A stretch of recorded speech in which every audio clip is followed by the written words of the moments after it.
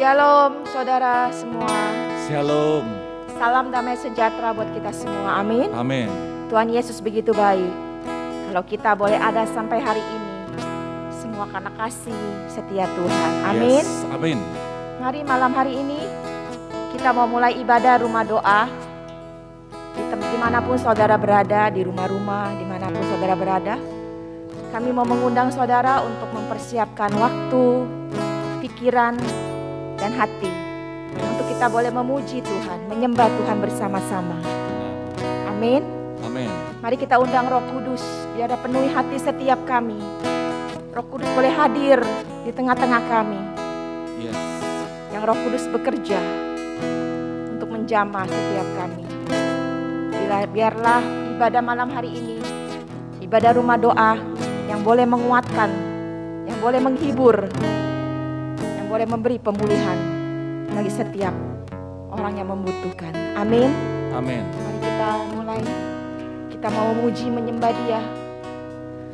Dalamnya kasih-Mu Bapa, terlebih dari segalanya,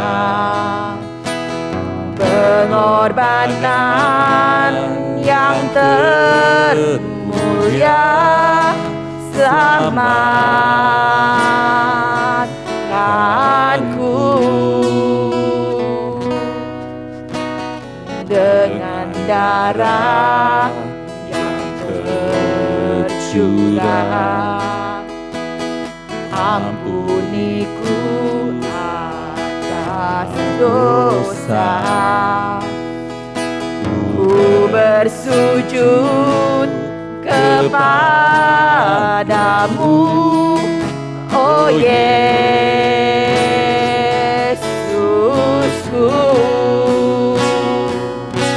Engkau ku sembah, Kau yang terindah, pulihkanku dengan darah-Mu. Engkau ku sembah, Bapa mulia, seumur hidupku ku mau menyembah-Mu.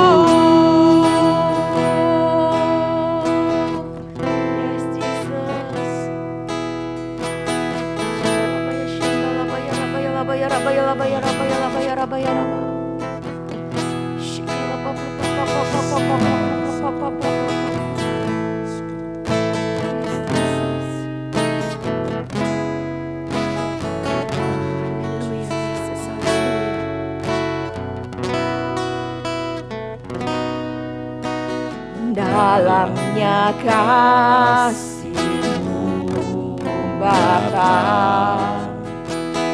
terlebih dari segalanya,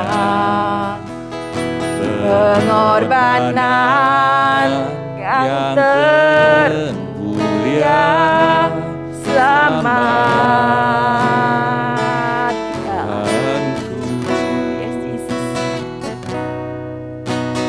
dengan darah yang tercurah.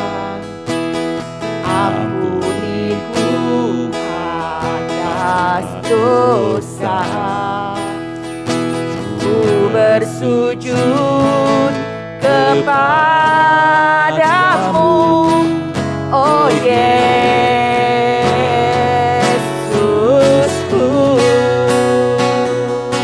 Engkau ku sembah, Kau yang terindah, pulihkanku dengan darah-Mu. Engkau ku sembah,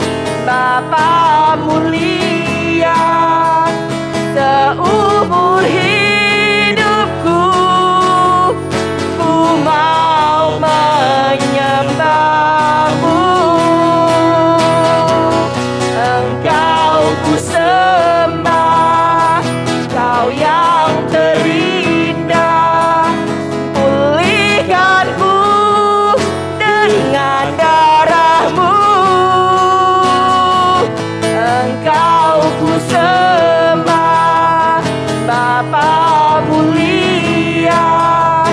Seumur hidupku ku mau menyembah-Mu.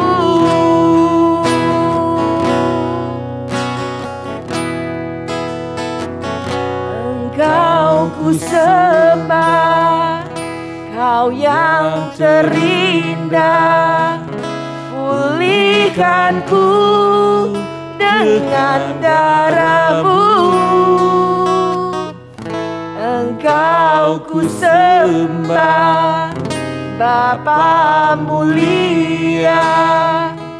Seumur hidupku ku mau menyembah-Mu. Sekali katakan, Kau kami sembah, Kau yang terindah Tuhan. Pulihkan setiap kami dengan darah-Mu Yesus. Yes, Jesus. Engkau ku sembah Bapa mulia. Seumur hidupku ku mau menyembah-Mu. Seumur hidupku ku mau menyembah-Mu. Seumur hidupku ku mau menyembah-Mu.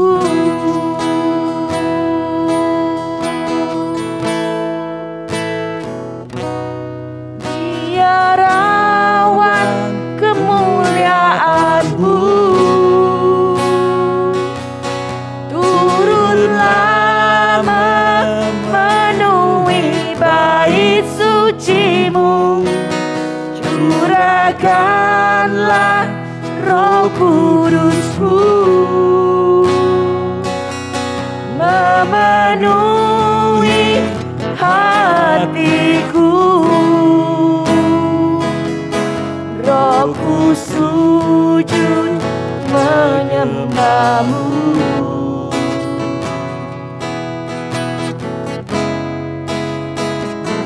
Ya Tuhan,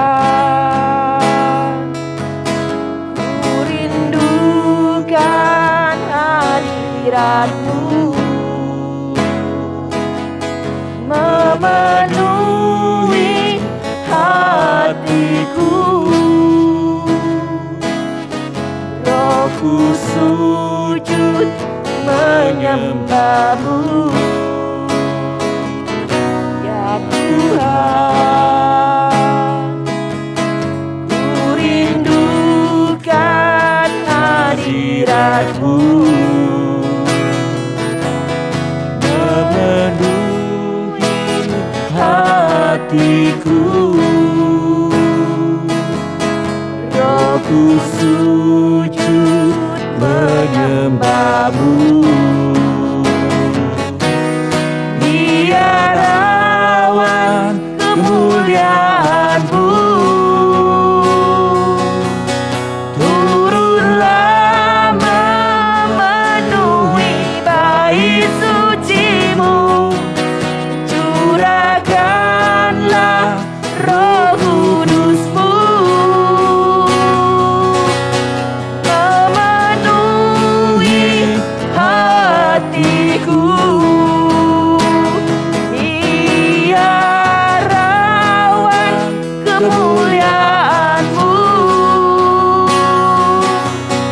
turunlah memenuhi bait suci-Mu. Curahkanlah Roh Kudus-Mu memenuhi hatiku. Rohku sujud menyembah-Mu. Rohku sujud menyembah-Mu. rohku sujud menyembahmu, sembah Dia, sembah Tuhan, sembah Yesus.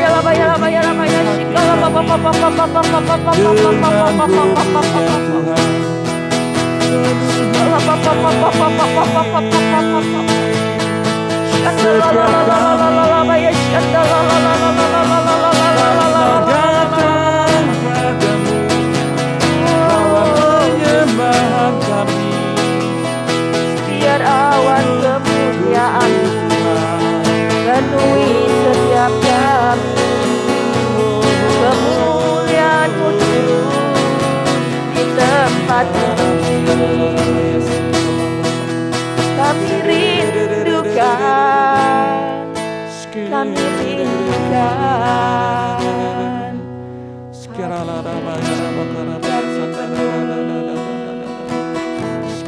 Penuhi hati kami lebih lagi Tuhan. Mari sembah Dia. Penuhi hidup kami lebih lagi dengan Roh-Mu Tuhan. Roh-Mu yang hidup memenuhi setiap kami, Roh-Mu yang hidup menjamah setiap kami, Roh-Mu yang hidup membebaskan kami, Roh-Mu yang hidup memulihkan kami, Roh-Mu yang hidup memberi kami kemenangan.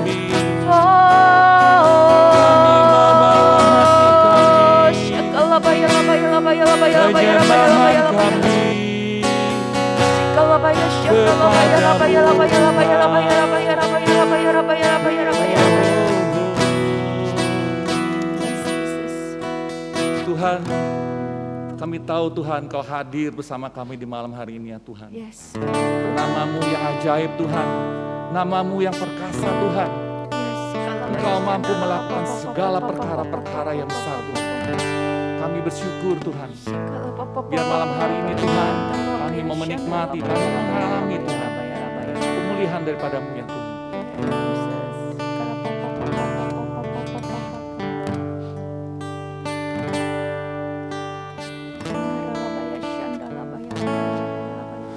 Yesus Tuhan, mulialah namanya. Yesus Allahku, besar kasih-Nya. Dahulu, sekarang, dan sampai selamanya. Kasih-Nya tak pernah berubah. Yesus Tuhan, mulialah namanya. Yesus Allahku, besar kuasa-Nya. Dahulu, sekarang, dan sampai selamanya. Kuasa-Nya tak pernah berubah. Dia sanggup, Yesus sanggup melakukan melakukan perkara yang besar. Dia sanggup, Yesus sanggup memulihkan yang terluka, menyembuhkan yang menderita. Dia sanggup memulihkan hidupku. Mari dengan segenap hati kita nyanyikan pujian ini dari Allah. Yesus Tuhan, mulialah namanya. Yesus Allahku, besar kasih-Nya. Dahulu, sekarang, dan sampai selamanya. Kasih-Nya tak pernah berubah. Yesus Tuhan, mulialah namanya. Yesus Allahku, besar kuasa-Nya. Dahulu, sekarang, dan sampai selamanya. Kuasa-Nya tak pernah berubah. Dia sanggup, Yesus sanggup, Yesus sanggup melakukan perkara yang besar. Dia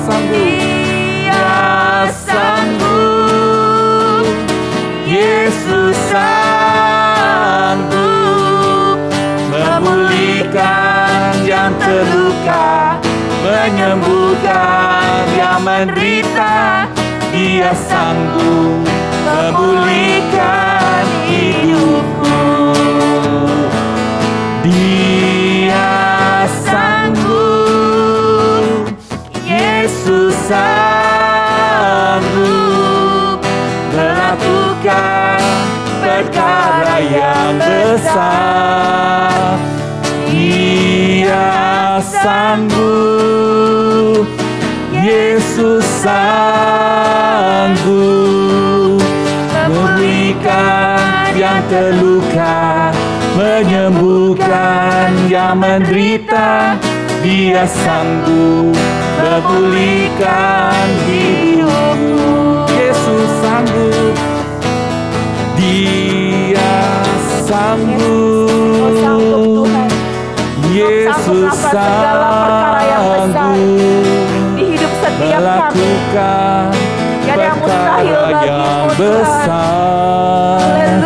Dia sanggup, Yesus sanggup memulihkan yang terluka, menyembuhkan yang menderita.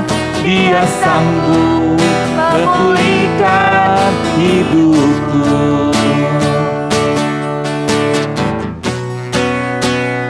Dia sanggup, Yesus sanggup melakukan perkara yang besar.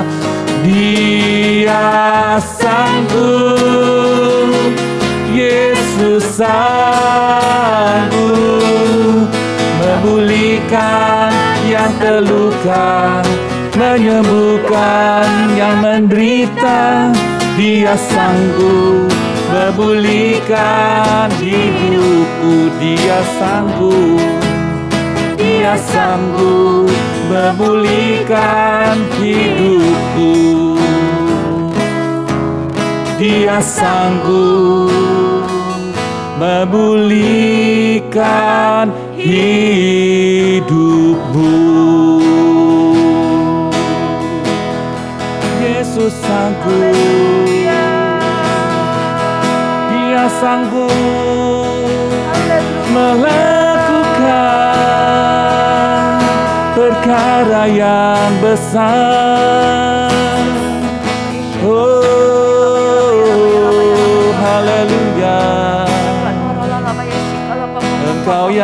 ajaib Tuhan. Engkau yang perkasa, Engkau sumber kekuatan bagi hidup kami.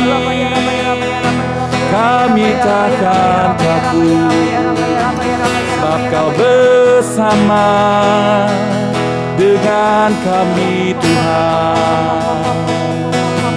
Oh, kami percaya Tuhan, hadirat-Mu di malam hari ini ya Tuhan. Engkau lebih dari ajaib Tuhan, perkasa ya Tuhan. Kau sanggup melakukan perkara yang besar Tuhan. Amin. Kami percaya Tuhan, malam hari ini Tuhan, kami mengalami pemulihan Tuhan, Amin. kesembuhan Tuhan, Amin. dan kelepasan ya Tuhan. Amin. Terima kasih banyak Tuhan. Segala puji, syukur, hormat hanya bagi kemuliaan bagi-Mu Tuhan. Sebentar kami akan menerima firman-Mu Tuhan. Kiranya Engkau menyucikan, menguduskan setiap kami Tuhan. Biar kami boleh masuk dalam hadirat-Mu, mendengarkan firman-Mu Tuhan. Menjadi rema, menjadi kekuatan Tuhan.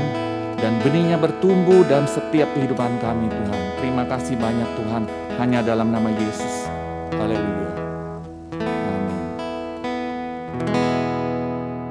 Shalom saudara-saudara yang terkasih, Bapak Ibu dalam Yesus. Mengucap syukur sudah diberikan kesempatan untuk memberikan pesan firman Tuhan pada hari ini. Terima kasih kepada Pak Santo yang sudah reaching out ke saya untuk menyampaikan pesan ini, dan juga mau mengapresiasi gereja lokal saya di sini, The Living Christian Church, Pastor Harry, dan orang yang berada di belakang layar yaitu Jason.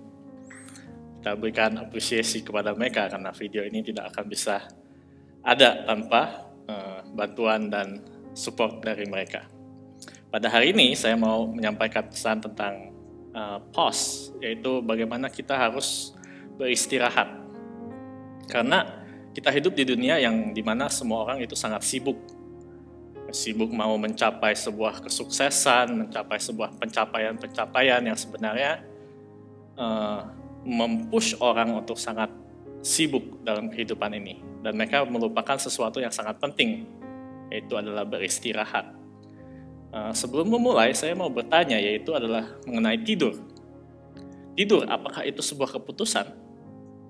Kebanyakan orang berpikir kalau tidur itu sebuah keputusan, tapi banyak orang juga yang tahu kalau mereka itu memiliki kesulitan untuk tidur. Dan kebanyakan kita tahu kalau istirahat itu sangat penting, tetapi kita tidak bisa untuk bisa beristirahat. Nah, pertanyaannya adalah mengapa kita tidak dapat beristirahat? Mengapa kita bisa pause? Slide selanjutnya. Kalau kalian suka melihat drama-drama Korea, atau mungkin kalian memiliki kecanduan untuk menonton drama Korea, salah satu alasan kenapa kita tidak bisa berhenti untuk menonton drama Korea adalah mereka memiliki di ending setiap episodenya itu selalu hanging, yang membuat kita menjadi penasaran apa yang akan terjadi selanjutnya. Nah, itu salah satu alasan mengapa kita tidak bisa pause, kenapa kita tidak bisa berhenti menonton. Dua alasan itu adalah kekhawatiran dan rasa cemas. Sebenarnya rasa khawatir itu adalah sesuatu yang normal. Manusia harus memiliki rasa khawatir. Dan kalau kita belajar dari perumpamaan 5 gadis yang bijaksana dan 5 gadis yang bodoh, 5 gadis yang bijaksana itu khawatir, bukan? Karena mereka harus menunggu pangeran mereka datang. Lalu mereka bersiap-siap membawa minyak untuk mempersiapkan diri mereka untuk menanti seorang pangeran itu. Dan mereka juga tidak memberikan minyak mereka kepada 5 gadis yang bodoh karena mereka khawatir tidak memiliki minyak untuk menanti kedatangan sang pangeran. Jadi sebenarnya kalau misalnya kita memiliki rasa khawatir yang menuju kepada bersiap-siap, Alkitab menyebutnya sebagai kebijaksanaan.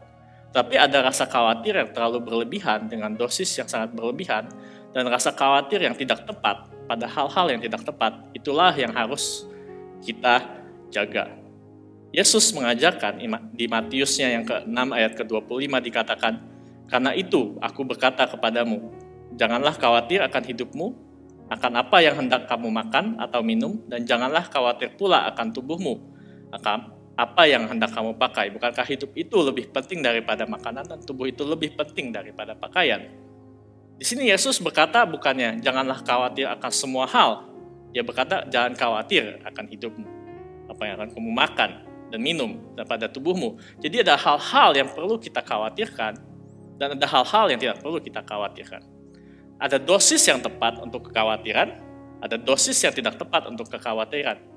Ketika khawatir itu terlalu berlebihan dan bisa menyebabkan kita tidak bisa beristirahat, itu adalah dosis yang terlalu berlebihan.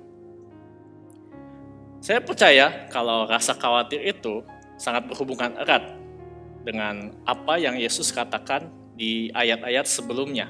Kebanyakan orang memilah-milah dari Matius 6 ini, padahal sebenarnya Matius 6 ini ada dalam satu paket khotbah Yesus di atas bukit. Kalau kita bisa melihat di Matius 6 ayat yang ke-21 dikatakan, karena di mana hartamu berada, di situ juga hatimu berada. Harta di sini dalam bahasa Yunani, selanjutnya, dalam bahasa Yunani adalah thesauros. Thesauros itu artinya adalah tempat di mana kita menyimpan barang-barang yang berharga. Jadi bukan cuma satu barang yang berharga, tapi banyak barang yang berharga.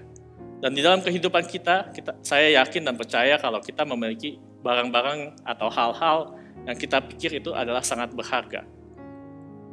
Dan tidak salah kalau kita memiliki hal-hal yang kita anggap berharga, karena itu sangat penting. Bisa dibayangkan kalau orang tidak memiliki apapun yang dia pikir itu berharga. Kita bisa mengapresiasi seseorang, suami atau istri kita atau anak-anak kita, karena kita melihat mereka sebagai seseorang yang berharga. Atau kita bisa merawat barang atau mobil atau rumah karena kita melihat barang-barang itu adalah barang-barang yang berharga. Jadi sesuatu yang sangat penting untuk kita, Yesus tidak pernah mengajarkan kita untuk tidak peduli akan semuanya ini, tapi Yesus mengajarkan kepada kita harus mengumpulkan harta di surga. Seperti di Matius 6 ayatnya yang ke-19 sampai ke-20, selanjutnya dikatakan, janganlah kamu mengumpulkan harta di bumi. Di bumi ngengat dan karat merosakkannya dan pencuri membongkar serta mencurinya. Tapi kumpulkanlah bagimu harta di surga. Di surga ngengat dan karat tidak merosakkannya dan pencuri tidak membongkar serta mencurinya. Jadi sifat harta di bumi itu adalah sifatnya sementara, tidak kekal. Tapi harta di surga itu adalah sifatnya sesuatu yang kekal dan akan ada selama-lamanya. Menurut saya, hidup ini yang paling sulit adalah menjaga keseimbangan antara nilai dan mengetahui kalau segala sesuatu yang berharga di dunia ini adalah tidak kekal. Jadi kita harus bisa menghargai apa yang Tuhan telah berikan di dunia ini, tapi kita juga harus tahu, harus ada di dalam alam bawah sadar kita kalau semuanya itu tidak kekal. Bagaimana caranya kita mencari keseimbangan antara dua hal ini? Saya percaya kita harus mengerti kalau harta yang ada di bumi ini, hal-hal yang berharga yang ada di bumi ini, itu ada tujuannya, yaitu untuk mengumpulkan harta yang di surga. Harta-harta di bumi yang berharga, yang sifatnya sementara itu bisa digunakan untuk mengumpulkan harta yang di surga, yang sifatnya kekal. Saya beri contoh, misalnya yang pertama, hal-hal yang berharga itu kita bisa lihat adalah materi. Banyak kan orang-orang Kristen munafik bilang kita tidak perlu uang, padahal sebenarnya kita perlu uang. Tapi kita tidak boleh menjadikan uang itu adalah sebagai Tuhan kita, tapi menjadikanlah uang itu sebagai hamba kita. Di Matius 25 ayat 34 sampai 35, dan raja itu akan berkata kepada mereka yang di sebelah kanannya. Jadi ini ketika orang-orang berhadapan dengan Tuhan, di mana mereka akan dihakimi. Mari, hai kamu yang diberkati oleh Bapakku, terimalah kerajaan yang telah disediakan bagimu sejak dunia dijadikan. Di dalam bahasa Inggrisnya ada kata yang namanya inheritance, yaitu warisan. Jadi ini adalah harta yang disediakan, yang diwariskan di surga nanti, yang diberikan kepada Tuhan, kepada kita, yaitu kerajaannya. Jadi ada suatu hal yang berharga yang di surga yang sifatnya adalah kekal.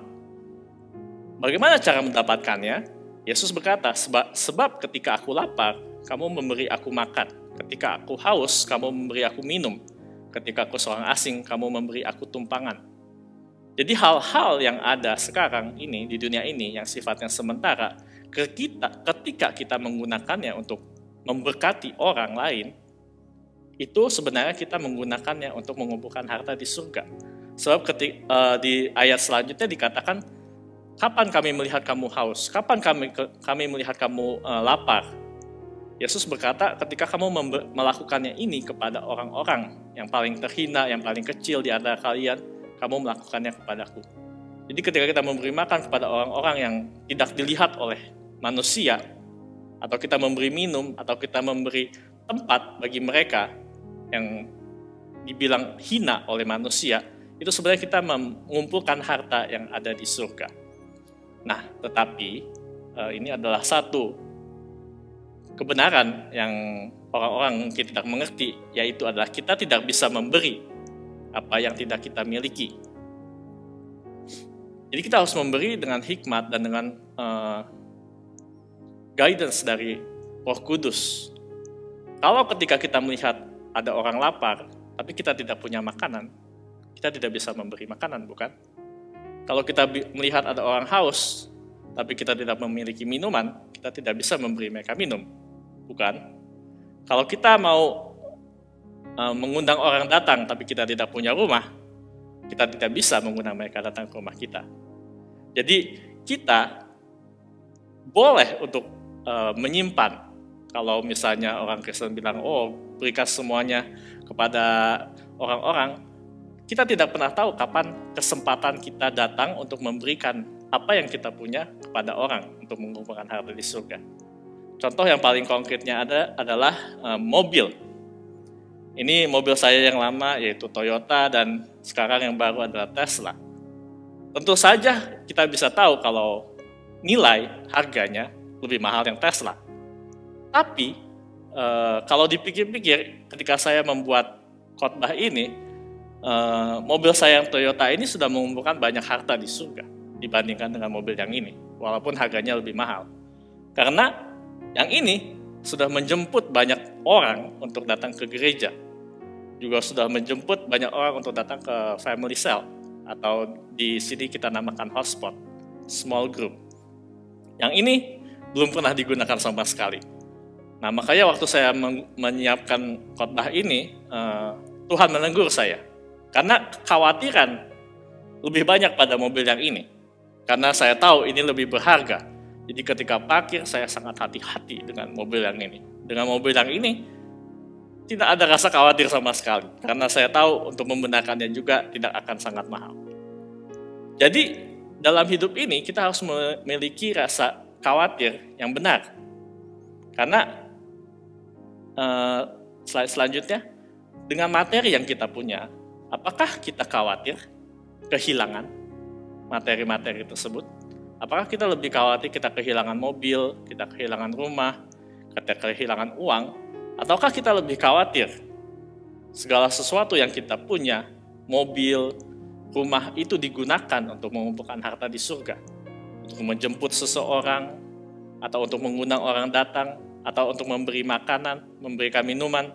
Apakah kita lebih khawatir dengan hal-hal tersebut? Apakah kita lebih khawatir kita kehilangan materi-materi tersebut? Dan yang kedua, hal-hal yang berharga bisa jadi karir, kekuasaan, dan popularitas. Kita hidup di zaman yang semuanya ada di sosial media. Berapa jumlah follower? Selanjutnya, next. Ada di Instagram atau di Facebook. Atau berapa banyak subscriber, atau berapa banyak yang mengklik tombol like di YouTube, di Twitter, TikTok, atau apapun itu. Kebanyakan orang berpikir kalau mereka itu sangat berhasil dengan jumlah follower mereka. Tetapi di Galatia 1 ayat yang ke-10 dikatakan, jadi bagaimana sekarang? Adakah ku cari kesukaan manusia atau kesukaan Allah? Adakah ku coba berkenan kepada manusia? Sekiranya aku masih mau coba berkenan kepada manusia, maka aku bukanlah hamba Kristus. Saya bukan berkata kalau kita harus dibenci oleh banyak orang. Tapi dalam hidup ini akan ada waktunya di mana kita harus memilih. apakah kita lebih mau berkenan kepada Tuhan atau mau lebih berkenan kepada manusia? Apakah kita memiliki teman-teman di Facebook atau follower di Instagram, kita post sesuatu untuk memuliakan nama Tuhan, atau kita mau supaya kita berkenan dan memiliki banyak follower di sosial media? Jadi dengan hal-hal yang berharga, dengan karir, kekuasaan, dan popularitas ini ada sesuatu yang kita harus pikirkan, yaitu apakah kita khawatir kehilangan karir, kekuasaan, dan popularitas kita? Atau kita menggunakan, apakah kita khawatir kita menggunakan hal-hal tersebut untuk mengumpulkan harta di surga, untuk menjangkau orang-orang yang tidak terjangkau, untuk memberitakan Injil bagi sesama? Dan yang ketiga, hal-hal yang berharga juga adalah hubungan, yaitu relationship. Relationship adalah hal yang sangat berharga. Dan ini juga sesuatu yang penting bagi saya. Dan sangat sulit untuk melihat keseimbangan di antara melihat istri saya sangat berharga, tapi harus mengetahui kalau hubungan ini hanyalah sementara. Sangat sulit untuk melihat keseimbangan di antara duanya itu, tapi kita harus mencoba dan harus memiliki hikmat untuk selalu tetap bisa menghargai, tapi juga untuk tahu kalau semuanya ini hanya sementara. Apakah maksud dari hubungan? Di Matius 18 ayat ke-15 dikatakan, jika saudaramu berbuat dosa, tegurlah dia di bawah 4 mata. Jika ia mendengarkan nasihatmu, engkau telah mendapatkannya kembali. Jadi hubungan itu sebenarnya bisa digunakan untuk menjangkau atau untuk menegur, untuk memenangkan jiwa-jiwa sekitar kita. Jadi dengan relationship atau hubungan, apakah kita khawatir dengan hubungan tersebut, kehilangan hubungan tersebut? Apakah kita lebih khawatir dan tidak mau berbicara dengan mereka tentang Injil, tentang kebenaran? Atau kita lebih khawatir akan keselamatan mereka? Apakah kita lebih khawatir kalau mereka mengenal Yesus atau tidak dengan orang-orang di sekitar kita? Itu adalah sesuatu yang harus kita pikirkan. Dan yang keempat, hal-hal yang berharga yang pasti semua orang menilai ini adalah berharga adalah kehidupan, kesehatan. Hanya orang-orang yang mungkin agak salah di dalam pikiran mereka yang akan berpikir kalau hidup itu tidak berharga. Dikatakan Matius 16 ayat 25, karena barang siapa mau menyelamatkan nyawanya, ia akan kehilangan nyawanya. Tapi barang siapa kehilangan nyawanya karena aku, ia akan memperolehnya. Kita bisa lihat prinsip yang sama juga bisa dilihat di sini. Bagaimanakah kita bisa mendapatkan hidup? Itu adalah dengan cara memberikan hidup kita. Bagaimanakah caranya kita mengumpulkan harta di surga? Caranya adalah memberi materi-materi yang kita ada di bumi ini yang sifatnya sementara. Nah, di sini juga kita tahu kalau kita memberikan hidup kita, Tuhan akan memberikan kehidupan yang kekal bagi kita. Maka dari itu, dalam kehidupan kita atau kesehatan kita, apakah kita khawatir kehilangan hidup atau kesehatan kita? Ataukah kita lebih khawatir kalau hidup kita ini dipakai sesuai dengan kehendak Tuhan untuk melakukan pekerjaan-pekerjaan yang di dunia ini? Dan yang kedua adalah saya mau address dari problem dengan kekhawatiran ini. Di Matius 6 ayat 22-23 dikatakan mata adalah pelita tubuh. Jika matamu baik, teranglah seluruh hidupmu. Jika matamu jahat, gelaplah seluruh tubuhmu. Jadi jika terang yang ada padamu gelap, betapa gelapnya kegelapan itu. Masalah dengan kekhawatiran itu disebabkan oleh mata kita. Apa yang kita lihat setiap hari? Di zaman pandemik ini, semua orang penuh dengan kestresan atau ketakutan, dan mereka tidak mau keluar. Salah satu alasannya adalah kenapa? Karena mata kita melihat. Setiap hari mungkin kita melihat berapa banyak COVID, Corona yang ada di Jakarta. Atau kita melihat juga berita ada varian-varian virus Corona. Atau kita melihat orang-orang yang meninggal karena Corona. Ini sebenarnya adalah kita renungkan ini siang dan malam, berita-berita ini. Dan banyak orang merenungkan hal ini siang dan malam. Boro-boro merenungkan firman Tuhan. Membaca firman Tuhan saja tidak. Tapi yang dilihat setiap hari dan yang direnungkan adalah berapa banyak COVID yang ada.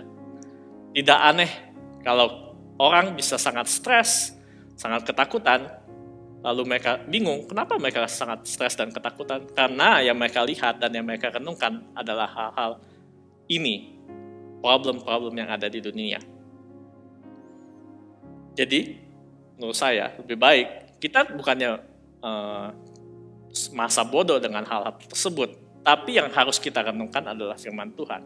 Dan ini cukup tahu saja. Oke?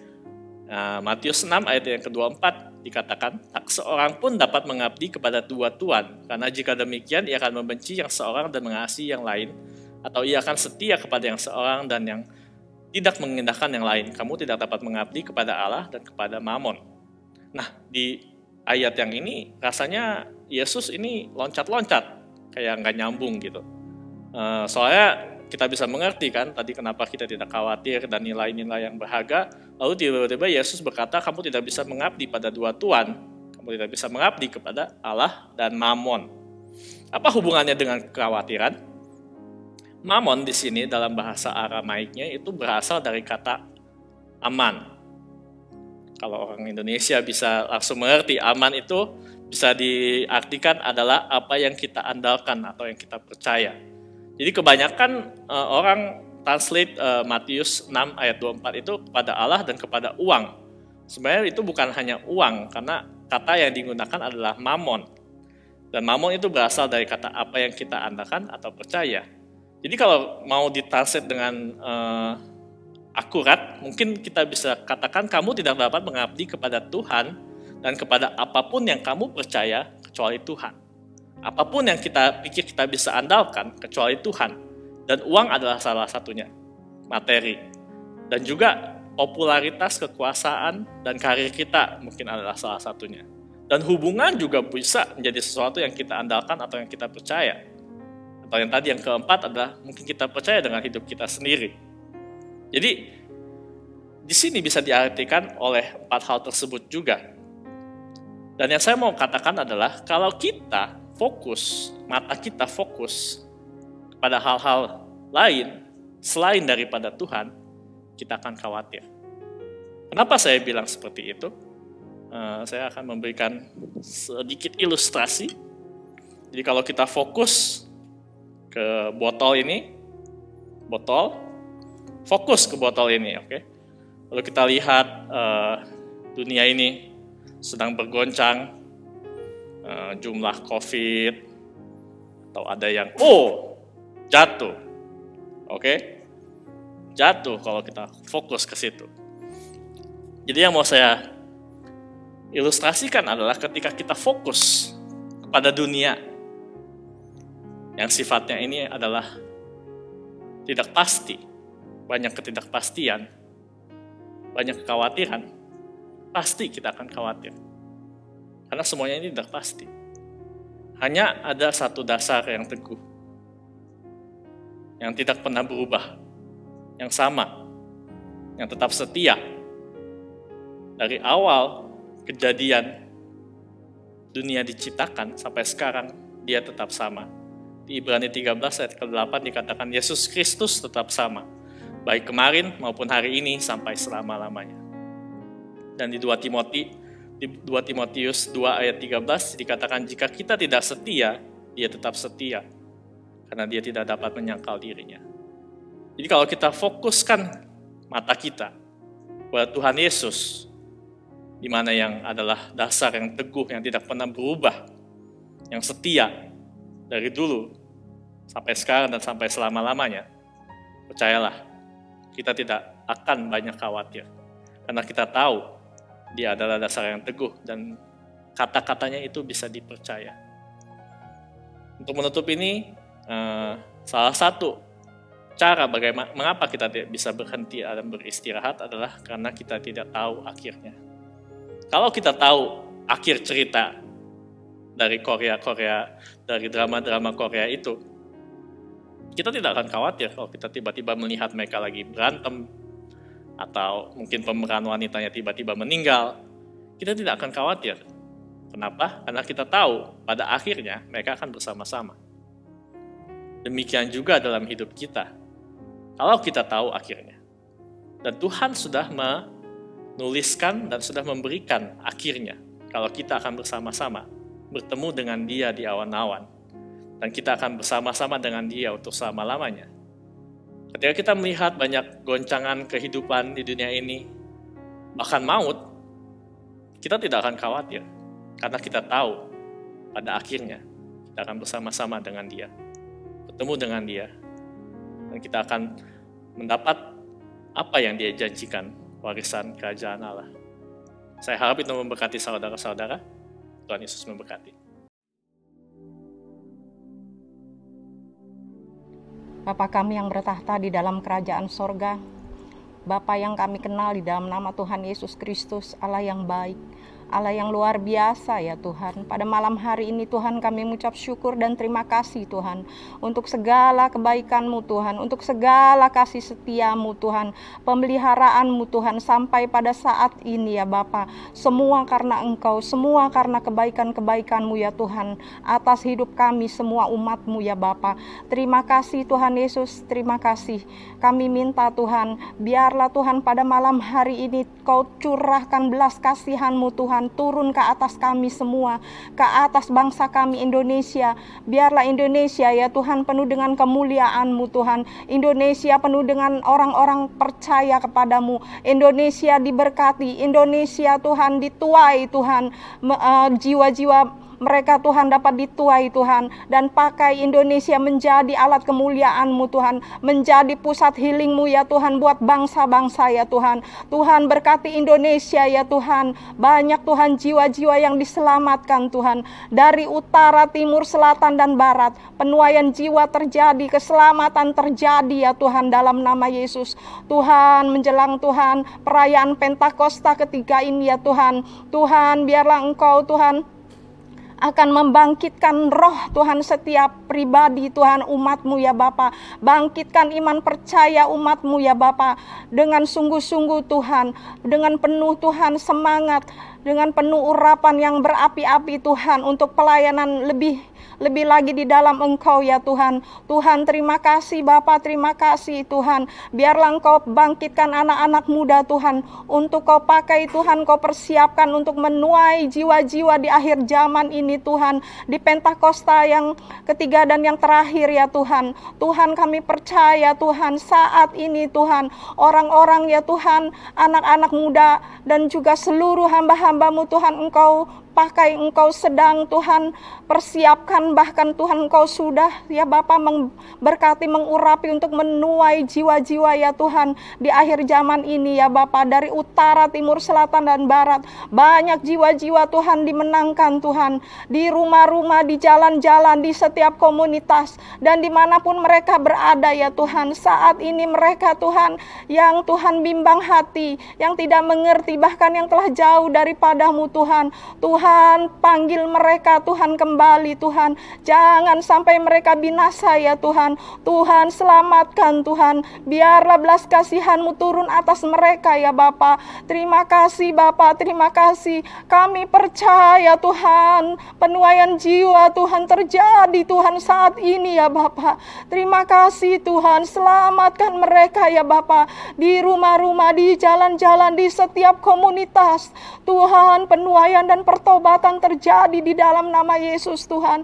Buka hati pikiran mereka Tuhan untuk menerima Engkau Tuhan. Segala roh-roh yang ada di dalam Tuhan kehidupan mereka, roh-roh kutuk, roh-roh penyembahan berhala, roh-roh nenek moyang mereka yang menghambat, menghalangi mereka percaya kepadamu. Saat ini Engkau putuskan dalam nama Yesus Tuhan. Engkau putuskan Tuhan, sehingga mereka Tuhan dengan Tuhan hati pikiran yang terbuka ya Tuhan, melihat kebenaran-Mu Tuhan saat ini ya Bapa. Terima kasih Bapa. Jamah lawat sembuhkan bangsa kami Indonesia, penuh Tuhan kebaikan-kebaikan daripada-Mu ya Bapa. Jamah Tuhan di setiap Tuhan rumah-rumah sakit Tuhan yang ada, di Gelora Bung Karno, di Tuhan Wisma Atlet, dan dimanapun mereka berada saat ini yang terpapar COVID dan penyakit apapun itu ya Tuhan, baik penyakit kanker, penyakit virus HIV AIDS, dan apapun itu ya Tuhan, penyakit-penyakit yang berat maupun ringan Tuhan. Jamah lawat mereka Tuhan saat ini Tuhan. Jamah mereka Tuhan mengalami kuasa mujizat-Mu ya Tuhan. Oleh karena Engkau Tuhan, jumpai mereka secara pribadi, terjadi penuaian jiwa, terjadi keselamatan Tuhan dalam nama Yesus Bapa. Terima kasih Tuhan, terima kasih. Kami rindu ya Tuhan terjadi penuaian jiwa ya Tuhan.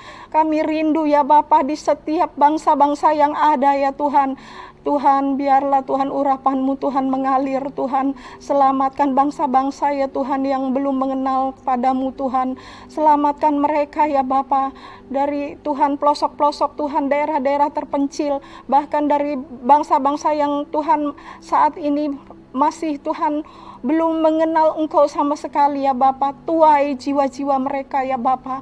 Terima kasih, kami rindu Tuhan. Kami rindu Tuhan bumi ini penuh dengan kemuliaan-Mu. Kami rindu Tuhan bumi ini penuh dengan orang-orang yang benar ya Tuhan. Sampai Engkau datang menjemput kami Tuhan untuk yang kedua kali ya Bapa. Terima kasih Tuhan Yesus, dan memerintah bersama-Mu ya Tuhan 1000 tahun lamanya. Terima kasih Tuhan, terima kasih untuk segala kebaikan-Mu Tuhan. Kami percaya Tuhan malam ini Engkau mendengar seruan doa kami ya Tuhan. Terima kasih Bapa, terima kasih. Dalam Yesus Kristus kami berdoa, mengucap syukur, haleluya, amin.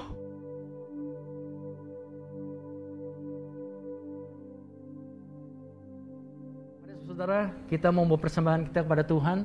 Mari kita berdoa. Bapa, terima kasih, kami mengucap syukur kalau sungguh hari ini ya Tuhan, diberikan kesempatan pada setiap kami untuk membawa setiap persembahan kami kepadamu. Tuhan, kalau Allah yang melihat setiap tangan-tangan yang akan memberikan, setiap hati-hati daripada hamba-hamba-Mu ya Tuhan. Biarlah mereka ya Tuhan yang datang kepadamu memberikan persembahan, biarlah boleh membawa satu korban persembahan yang baik. Dan biarlah mereka sungguh boleh memberikannya dengan sukacita ya Tuhan daripada-Mu ya Bapa. Tuhan berkati tangan-tangan yang membawa persembahan, dan berkat 30, 60, bahkan 100 kali lipat ya Tuhan. Terima kasih ya Tuhan untuk setiap berkat yang Kau berikan bagi kami. Dengan segala ucapan syukur kami siapkan hati kami untuk memberi. Yang siap memberi bagi Tuhan bersama katakan amin.